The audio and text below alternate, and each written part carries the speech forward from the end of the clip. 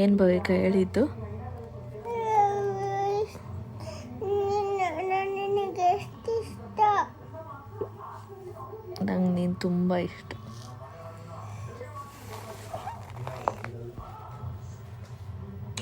I love you shami.